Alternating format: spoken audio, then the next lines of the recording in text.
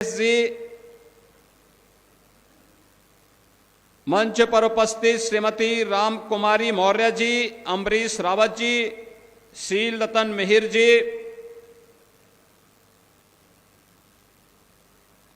समारोह में उपस्थित बाराबंकी के प्रगतिशील किसान और पद्म पुरस्कार से सम्मानित श्री राम शरण वर्मा जी, जनपद बाराबंकी के मेरे सभी प्रगतिशील अन्नदाता किसान बंधुगण, भारी संख्या में उपस्थित बाराबंकी के सभी उपस्थित मेरे बहन और भाइयों, बाबा लोदेश्वर नाथ की इस पावन धरा को, जिस महादेवा के पावन स्थल को डबल इंजन की सरकार काशी विश्वनाथ की तर्ज पर कॉरिडोर में बदलने का कार्य कर रही है, कोटि कोटि नमन करते हुए मैं आप सबका हृदय से अभिनंदन करता हूं। बहनों और भाइयों, ये महज संजोग नहीं बल्कि नए भारत का दिग्दर्शन कराने वाला वर्ष है, जब एक और भारत के अखंडता के शिल्पी लौह पुरुष सरदार वल्लभ भाई पटेल की जयंती के 150 वर्ष पूर्ण हुए हैं, तो 150 वर्ष पूर्ण होने के साथ ही भारत के राष्ट्रीय गीत वंदे मातरम भी अपनी रचना के 150वें वर्ष में प्रवेश किया है। इस अवसर पर हमारा जनजातीय समुदाय को एक नई पहचान देने वाले, राष्ट्र देश की स्वाधीनता की चेतना को जागरूक करने के लिए अपने आप को बलिदान करने वाले भगवान बिरसा मुंडा की भी 150वीं जयंती के कार्यक्रम के साथ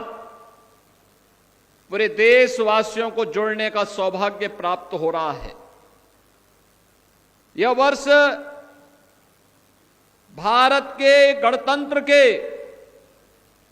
हमारे संविधान के शिल्पी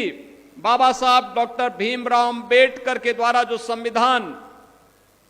26 नवंबर 1949 को संविधान सभा को सौंपा गया था, उसके भी 75 वर्ष पूरे हुए हैं। यानी एक साथ एक ही वर्ष में इतनी तिथियां, और यह महज संजोग नहीं कि इस वर्ष की शुरुआत में हम सब ने प्रयागराज में महाकुंभ का भी दर्शन किया था,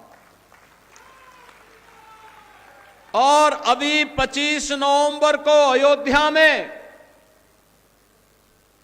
500 वर्षों की गुलामी को समाप्त करने के उपरांत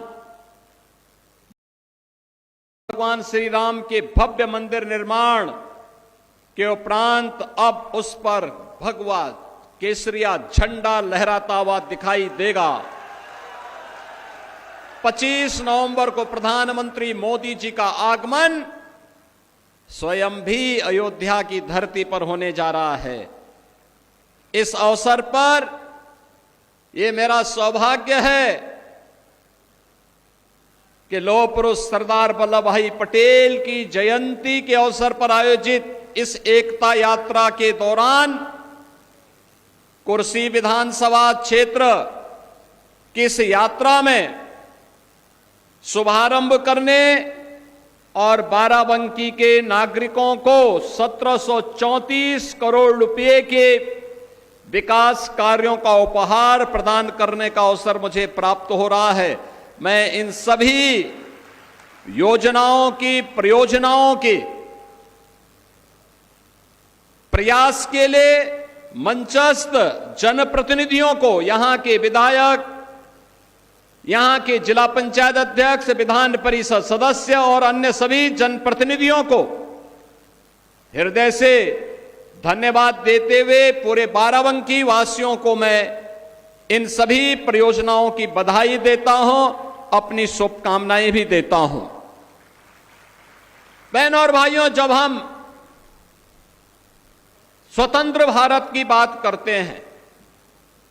हमें भूलना नहीं चाहिए कि ब्रिटिशर नहीं चाहते थे कि भारत एक रहे, और यही कारण था कि उन्होंने भारत के खिलाफ भारत को अनेक प्रकार से बांटने की साजिश की थी, और विदेशी हुकूमत होती ही ऐसी है, गुलामी की दास्ता होती ही ऐसी है।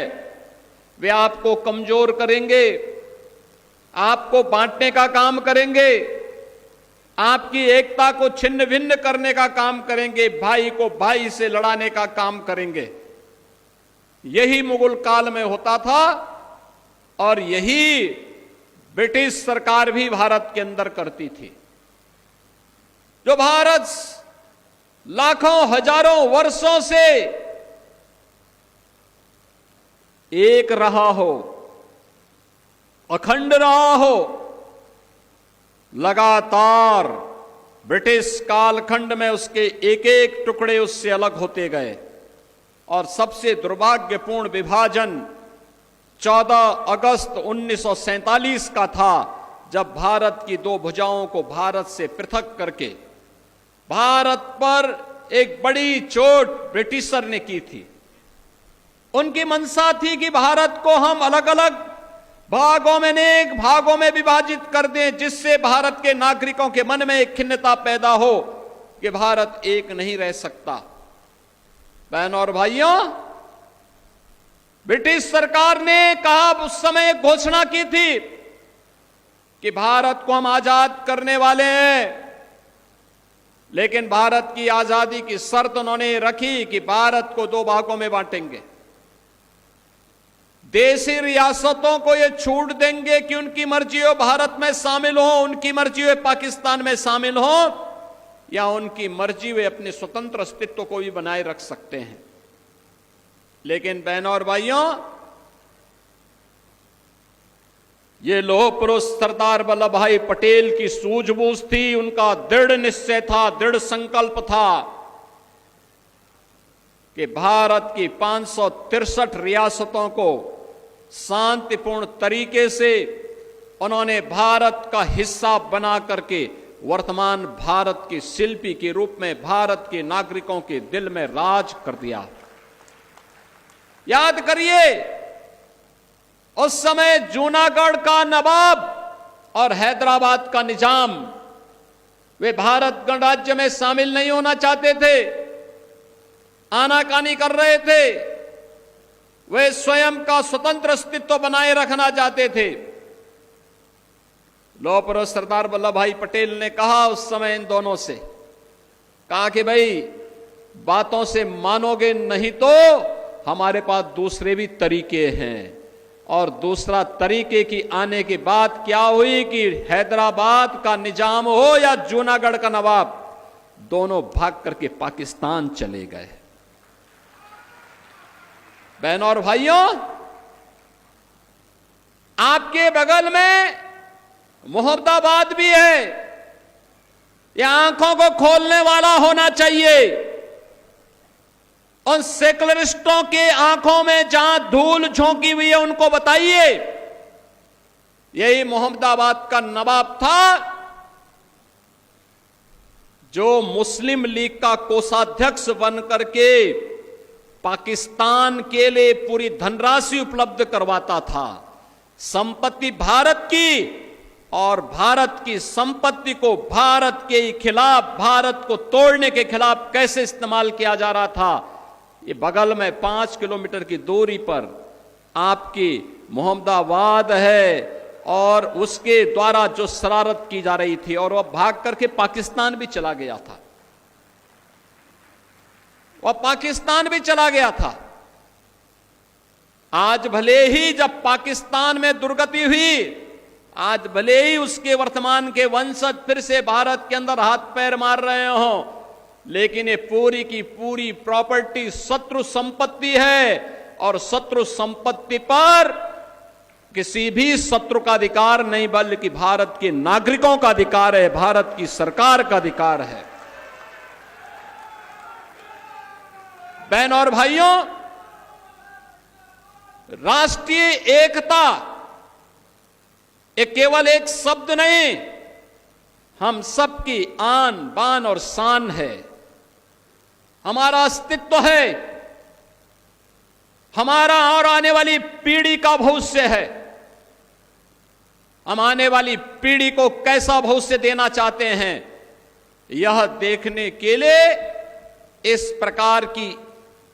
केवल एक घोषणा नहीं है, ये महज संजोग नहीं कि जब हम लौह पुरुष सरदार वल्लभ भाई पटेल की जयंती के 150 वर्ष पूरा कर रहे हैं, तब भारत के राष्ट्रगीत, जिस राष्ट्रगीत का वाचन अभी हम लोगों ने इस मंच पर किया है, हजारों की भीड़ राष्ट्रगीत के साथ सावधान की मुद्रा में रह करके सम्मान दे करके गायन के साथ जुड़ रहा था।